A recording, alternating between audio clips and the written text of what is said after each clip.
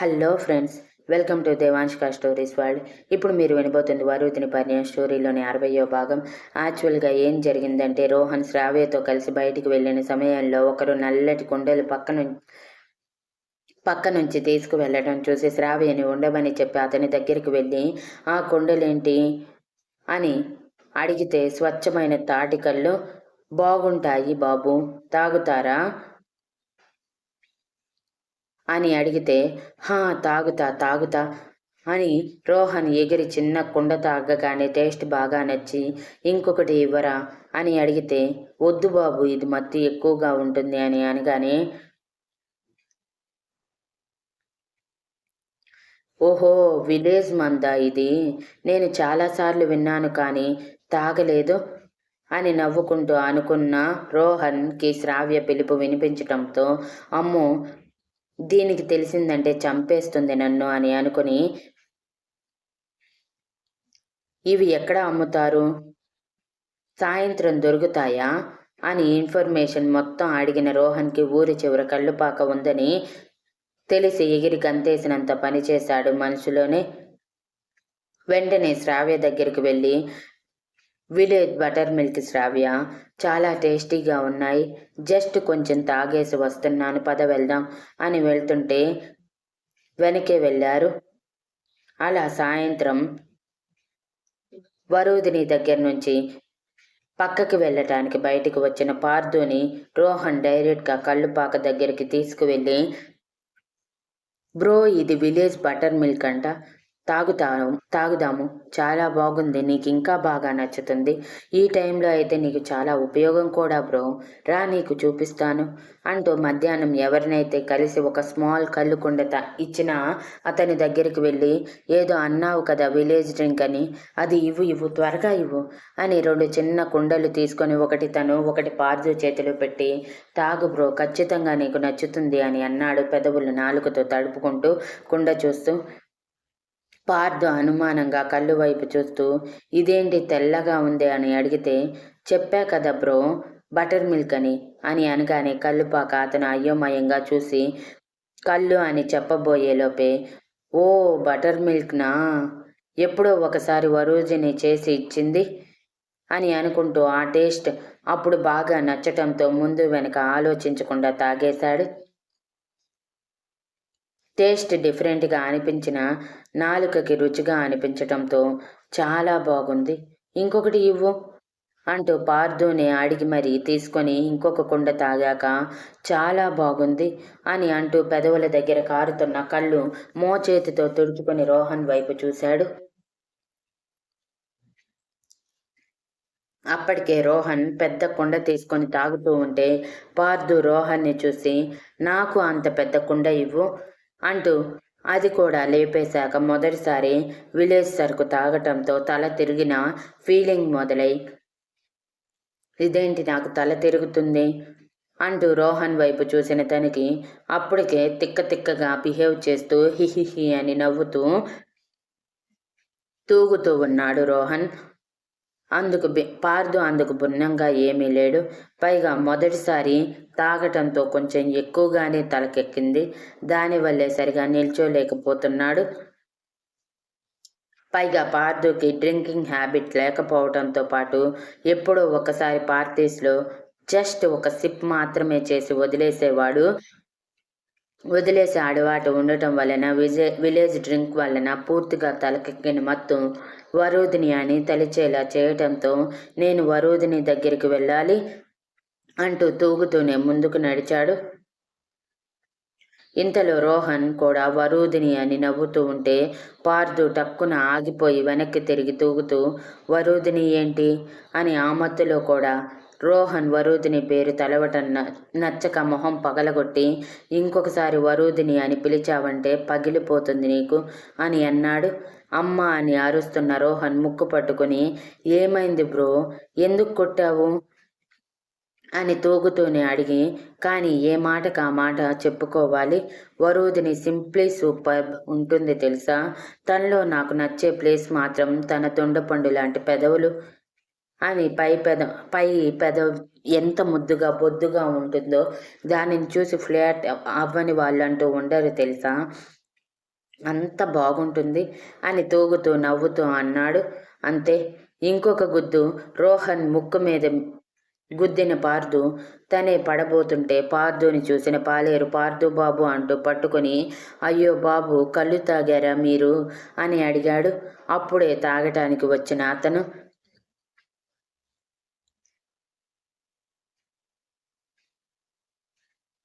అతన్ని చూసి పార్దు, ఎవరు నువ్వు అని తోస్తుంటే, నేను బాబు పాలేరుని, రండి నేను మిమ్మల్ని ఇంట్లో దిగబెడతాను అంటూ ముందుకు కదిలితే కళ్ళుపాక అతను రోహన్ వైపు చూస్తూ ఇతను కూడా అతనితో పాటు వచ్చాడు. తీసుకువెళ్ళు అని ఇంకో మనిషిని తోడిచ్చి పంపించాడు. పాలేరు హెల్ప్తో ఇంటికి చేరుకున్న పార్థు ఎదురుగా వరూధిని భయంగా కనిపించగానే రోహన్ అన్న మాటలు బుర్రలో మెదిరి వరూధిని గోడకి లాక్ చేసి తన పెదవుల వైపు కోరికగా చూశాడు. అందుకే,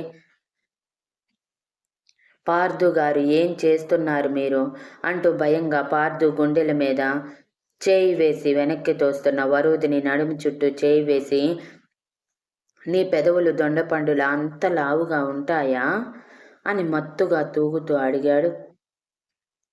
అలా అడిగిన క్షణంలో పార్థు నోటి నుంచి కళ్ళు వాసన గుప్పున కొట్టి, కళ్ళు తాగారా మీరు అని కళ్ళు పెద్దవి చేసి అడిగింది వరూధిని.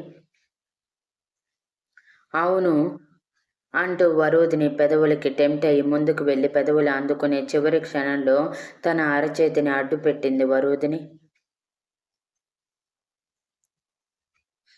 అసలే తిక్క పీక్స్లో ఉన్న పార్థు వరూధిని అలా చేయి అడ్డం పెట్టడంతో తన చేతి మీద ఉన్న నడుముని గట్టిగా గిల్లి అరవటానికి నోరు తెరిచిన వరూధిని పెదవుల మధ్యలో తన పెదవులు పెట్టేశాడు. వరూధిని అరుపు బయటికి రాకుండా. దెబ్బకి షాక్ అయిన వరూధిని కళ్ళు పెద్దవి చేస్తే పార్థు మాత్రం మత్తులో ఏం చేస్తున్నాడో తెలియకుండా తన చేతులతో వరూధిని నడుముని రఫ్గా హ్యాండిల్ చేస్తూ పెదవులు వదిలినవాడు కంఠాన్ని చేరి ఆగకుండా ముద్దలతో పాటు ఎంగిలి కూడా అద్దుతుంటే వరూధిని బిగుసుకుపోయింది. ఏం చెయ్యాలో తెలుసుకోలేక, ఏం జరుగుతుందో తెలుసుకోలేక. ఇంతలో పార్థు కసుక్కున కాలర్ బోన్ దగ్గర తన పంటి గుర్తి ఇవ్వటంతో గట్టిగా అరవాలనున్న వరూధిని కాస్త అరిస్తే అందరూ వస్తారని భయపడి నోట్లోని అరుపు ఆపుకొని పార్థు గుండెల మీద చేయి వేసి, పార్థు గారు, ఏం చేస్తున్నారు మీరు? నన్ను టార్చర్ చేస్తానని చెప్పి పూర్తిగా భార్యగా మార్చుకుంటున్నారా? ఎందుకండి, నేనంటే మీకు ఇష్టం లేదు కదా అని అంటున్న వరూధిని నోటికి మరోసారి తాళం వేశాడు తన పెదవులతో పార్థు. ఈసారి పెదవులు వదలగానే వరూధిని అలానే తీసుకువెళ్ళి కాళ్ళకి తగిలిన పరుపు మీద పడేశాక తన మీద పూర్తిగా చేరిపోయి మత్తులో ముద్దుగా, నా పెళ్ళాన్ని నా ఇష్టం వచ్చినట్టు చేసుకుంటాను, అడిగే రైట్ నీకు కూడా లేదు అని చెప్పి బయట చెంగు తీసిన పార్థు కళ్ళకి ఎన్నడూ చూడని అందాలు కనిపిస్తూ ఉంటే మత్తిపోయి వాటిని ఆక్రమించుకోవటానికి ప్రయత్నించాడు.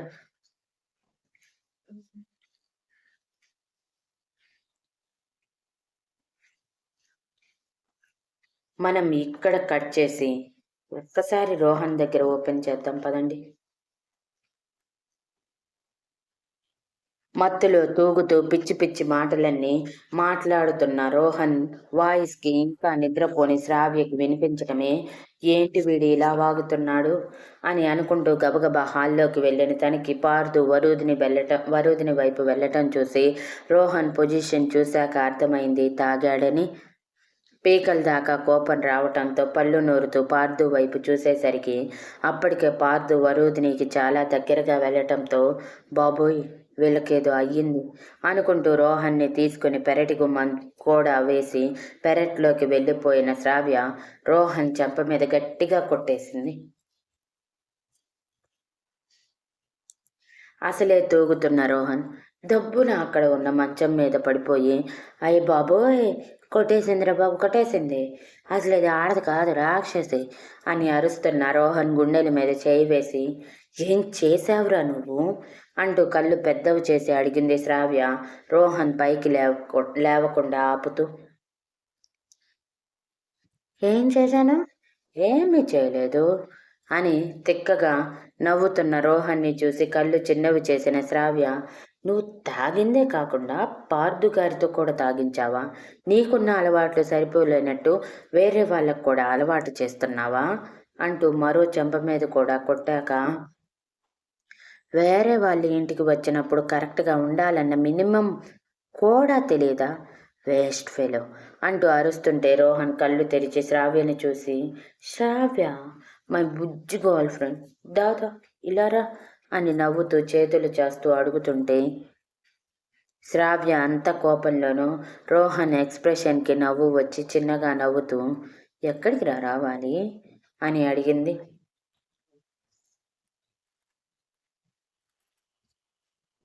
మనం త్వరగా పెళ్లి చేసుకుందామే, సింగిల్ లైఫ్ వేస్ట్ అనిపిస్తుంది, అదే మింగిల్ అయితే బాగుంటుంది కదా అని మత్తుగా మాట్లాడుతూనే, ఎక్కువగా తాగటం వలన మత్తుకి కళ్ళు మూసుకుపోతే శ్రావ్య తల కొట్టుకొని, వీడి పైత్యం, ఉదయం లేచాక వీడి పని చెప్తాను అని సరిగ్గా పడుకోబెట్టి మరో మంచం మీదకి వెళ్ళి పడుకుంది శ్రావ్య. అని లోపల వరుదిని పార్థు ఏం చేస్తున్నారో తెలియకపోయినా లోపలికి వెళ్ళి చూసేంత ధైర్యం లేకపోవటంతో ఉదయం 9 గంటల ప్రాంతంలో మెలకువ వచ్చిన పార్థు కళ్ళు కూడా తెరవకుండా, తల పగిలిపోతుంది, ఇంత హెడ్ఏక్ ఏంటి, ఒక కాఫీ తాగితే కానీ ఈ హెడ్ఏక్ తగ్గేటట్టు లేదు అని తల పట్టుకొని కాఫీ అంటూ అరుస్తూ కళ్ళు తెరిచిన పార్థుకి తను బెడ్రూమ్లో ఉండటం కనిపించి, ఇక్కడికి ఎలా వచ్చాను నేను అని అయోమయంగా జరిగింది గుర్తు చేసుకోవడానికి ట్రై చేస్తున్న క్షణంలోనే వరుదిని తలస్నానం చేసి టవల్తో జుట్టుని ముడివేసి సిగ్గుపడుతూ లోపలికి వచ్చి, కాఫీ పార్థు గారు అంటూ చేయి ముందుకు పెట్టింది తల కిందకి దించి. అప్పుడే ముద్దు పెట్టిన సీన్ గుర్తుకు వచ్చిన పార్థు కళ్ళు పెద్దవి చేసి వరుదిని సిగ్గుపడటం చూసి, చీ ఆపు నీ సిగ్గు, రాత్రి ఏం జరిగింది అని బేస్ వాయిస్లో అడుగుతూ పైకి లేచి, అసలు నేనెందుకు ఈ రూమ్లో ఉన్నాను అంటూ తనని తాను చూసుకున్న పార్థుకి తన శరీరం మీద టీషర్ట్ లేకపోవటం చూసి, అయ్ బాబోయ్, ఈ పిల్ల నన్ను డ్రాప్ చేసిందిరా బాబోయ్ అంటూ అరుస్తూ జగన్ 2 చేతులతో కప్పుకున్న పార్థుని చిత్రంగా చూస్తున్న వరుదిని, రేప్ చేసింది నేను కాదు, మీరు బలవంతంగా నన్ను సొంతం చేసుకున్నారు. మన ప్రైవసీకి భంగం కలగకుండా తాతయ్యని మన రూమ్లో నుంచి మనల్ని రూమ్లోకి పంపించి ఆయన బయట పడుకున్నారు అని అంది వరుదిని. దెబ్బకి ఫ్యూజులు ఎగిరిపోయిన పార్థు, నో నహి, అలా ఎప్పటికీ జరగదు అని అరుస్తూ వరుదిని భుజాలు పట్టుకొని కుదిపేస్తూ, అబద్ధం చెప్తున్నావు, నువ్వు అబద్ధం చెప్తున్నావు, ఇంత పెద్ద అబద్ధం చెప్పడానికి సిగ్గుగా అనిపించటం లేదా? నేను నిన్ను రేప్ చేయటం ఏంటి, అది కలలో అయినా జరిగే పనేనా అసలు? నా సెన్సెస్ నేను ఎంత కోల్పోయినా నిన్ను మాత్రం టచ్ చేయను అని అంటుంటే వరుదిని మనసు బాధతో మూలిగి మొహం చిన్నగా చేసింది. అది చూసినా పట్టించుకొని పార్థు, ఎందుకు అబద్ధం చెప్పావు అని సీరియస్గా అడిగాడు. అప్పుడే బయట నుంచి గోల వినిపిస్తుంటే విసుగ్గా మొహం పెట్టిన పార్థు, వీడి గోల ఎక్కువైపోతుంది, ముందు వీడిని బయటికి పంపించు అంటూ రాత్రి రోహన్ని తనని తీసుకువెళ్ళి తాగించింది గుర్తుకు వచ్చి పళ్ళు నూరుతూ అన్నాడు. అయ్యో పాపం, తప్పు పార్థు గారు, ఇంటికి వచ్చిన అతిథిని అలా ఎలా బయటికి పొమ్మంటాము, చాలా పాపం అది, పాపం వాళ్ళు పెళ్లి కార్డ్స్ పంచటానికి వచ్చారు, ఇక్కడ ఎవరూ తెలియదంట, అందుకే ఒక 2 రోజులు ఉంటాను అన్నారు. వాళ్ళు 2 రోజులు ఉంటే ఏం పోతుంది చెప్పండి, మీరు ఎలా ఉంటున్నారో వాళ్ళు అలానే కదా అని ఇన్నోసెంట్గా చెప్పిన వరుదిని గొంతు పట్టుకొని గోడకి ఆనించిన పార్థు, మైండ్ యువర్ వర్డ్స్, ఇంకొకసారి వాడిని నన్ను కంపేర్ చేశావంటే నీ ఊపిరి ఆపేస్తాను వరుదిని, నేను నీ మొగుడిని, వాడు పరాయివాడు, ఆ విషయం గుర్తుంచుకో ముందు నువ్వు అని అరిచి చెప్పాడు పార్థు.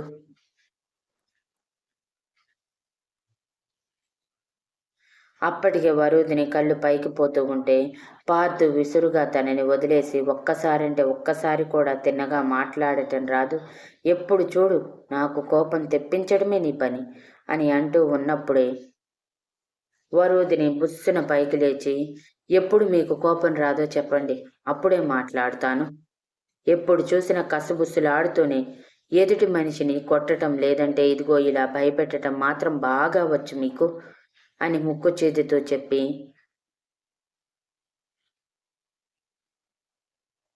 ఇప్పుడు కూడా అదే పని మీరే అన్నారు. నేనేమి మీ జీవితంలో శాశ్వతంగా ఉండటానికి రాలేదు అని నేను అదే విషయం చెప్పాను. దానికెందుకు మీకు అంత కోపం వస్తుంది అని అరుస్తుంటే పార్థు చిరాగ్గా వరుదిని వైపు ఒకసారి చూసి, గెట్ లాస్ట్ అని అరిచాడు. వరుదిని కన్నీళ్లు తుడుచుకొని, వెళ్ళను. ఎందుకు వెళ్ళాలి? రాత్రి జరిగిన దానికి నాకు సమాధానం చెప్పండి. నన్ను భారీగా అంగీకరించి నన్ను మీలో కలుపుకున్నారు కదా అని అంటున్నప్పుడు పార్థు కళ్ళు చిన్నవి చేసి, నీ కంటికి నేను అంత వెర్రోడిలా కనిపిస్తున్నానా అని అడిగాడు. ఎంత మాట, ఎంత మాట! మిమ్మల్ని నేను అలా అనుకోగలనా? ఏదో మనసులో అనుకోగలను కానీ అని మెడలో ఉన్న తాలిబొట్టుని కళ్ళకి అద్దుకొని, ఇలా మిమ్మల్ని మీరు అనుకోకండి. మిమ్మల్ని అనుకోవటానికి బొచ్చెడు మంది ఉన్నారు. ఈ ఊర్లో అనుకునేరు కాదు, లిపి ఫ్యామిలీలో ఉన్నారు అని వెటకారంగా చెప్పిన వరుదిని వెంటనే సీరియస్గా మారిపోయి, మీకెందుకు ఏం జరగలేదనిపిస్తుందో నాకు తెలియదు కానీ చూడండి, మీరు చేసిన తీపి గాయాలని అంటూ కాలర్ బోన్ దగ్గర పంటి గుర్తు కొంచెం చీర కింద పక్కకి జరిపి గుండెల మీద వేసిన పార్థు పంటి గుర్తు చూపించి, నడుము మీద బాగా బిగించి పట్టుకోవడం వలన పడిన అరచేతుల గుర్తులు నడుముని రఫ్గా హ్యాండిల్ చేయటం వలన ఎర్రగా కమిలిపోయి ఉండటం చూపించి, చూడండి, ఇవన్నీ మీరు నాలో కలిసిపోయారా అన్న దానికి తార్కాణాలు కాదా? ఇంకా అనుమానం ఉందా? అంత అబద్ధం అంటూ మళ్ళీ కొట్టిపారేయకండి అని ఎక్కడో కాలుద్ది నాకు అని ఉక్రోషంగా చెప్పి, మీరే పార్థు గారు ఇది తప్పు, వద్దు అన్నా నాతో నా భార్య నా ఇష్టం వచ్చినట్టు చేస్తాను, ఇప్పుడు నువ్వు నాకు కావాలి అంటూ నన్ను సొంతం చేసుకున్నారు. ఎంతైనా మీరు రెండోసారి తాళి కట్టిన నా భర్త కదా, కాదనలేక మీకు అవకాశం ఇచ్చాను అని ముక్కు చేతి చెప్పిన వరుదిని పార్థు చిరాగ్గా చూసి, అబద్ధాలు చెప్తే నమ్మేటట్టు ఉండాలి. ఒకవేళ మనిద్దరి మధ్య ఏదైనా జరిగింటే ఇలా నువ్వు నా ఎదురుగా నిలబడి ఉండేదానివి కాదు. ఎప్పుడో నా నుంచి తప్పించుకొని తిరగటానికి ప్రయత్నిస్తూ ఉండేదానివి, లేదా బెడ్ మీద లేవటానికి కూడా అవ్వక ఏడుస్తూ ఉండేదానివి.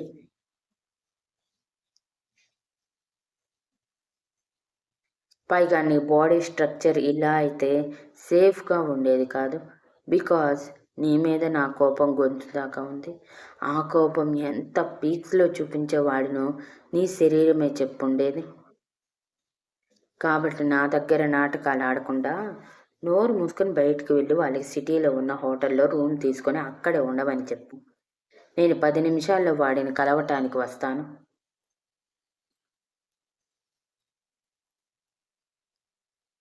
టిఫిన్ చేసి రెడీగా ఉండమను అని చెప్పి టవల్ తీసుకుని మరో డ్రెస్ తీసుకుని పెరట్లో ఉన్న వాష్రూమ్ దగ్గరికి వెళ్ళిపోయాడు పార్థు.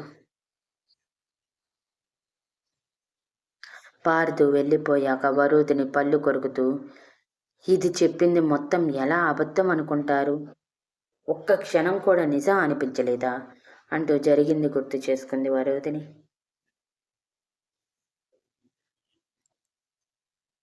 రాత్రి పార్థు తన పైట తీసి ఎదలోతుల్లో దాగిన అందాలు చూడటానికి ప్రయత్నిస్తూ తన పెదవులకి పని చెప్పి పంటి గుర్తులు ఇస్తూ ముందుకు వెళ్తున్న సమయంలో వరుదిని అయోమయంలో పడిపోయింది. పార్థుని ముందుకు వెళ్ళనివ్వాలా లేదంటే ఆపేయాలా అని.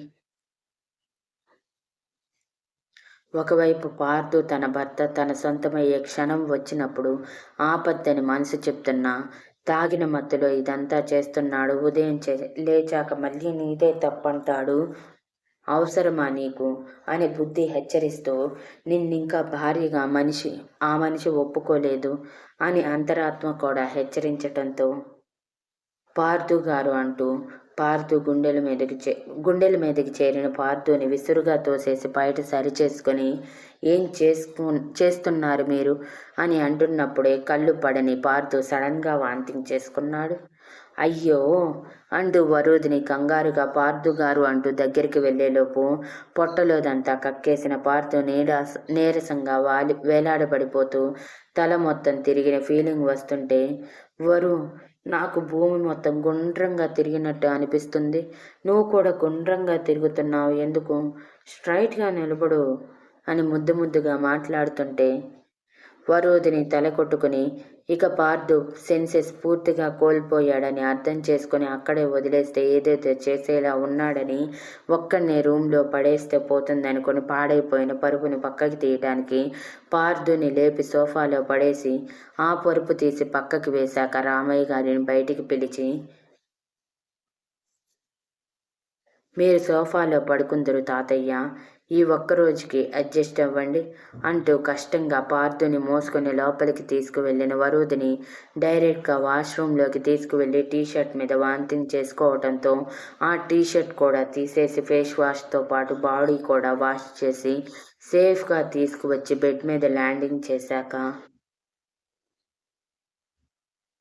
పార్థు వరూధిని అని కలవరిస్తుంటే, కలలో మాత్రమే ఇవ్వాలనిపిస్తుందేమో కదా ఈ వరూధిని మీద మీ ప్రేమని. ఏంటో నా పిచ్చి, ఎప్పుడెప్పుడు మీరు నా వారవుతారా అని అనిపిస్తుంది. కానీ అసలు అవకాశం లేదన్నట్టు మీ బిహేవియర్ ఉంటుంది అని అనుకొని బయటికి వచ్చిన వరూధిని అప్పటికే రామయ్య గారు నిద్రపోవటంతో సైలెంట్గా పరుపు మీద చేరిన వరూధిని పార్థు గురించి ఆలోచిస్తూ ఉండిపోయింది.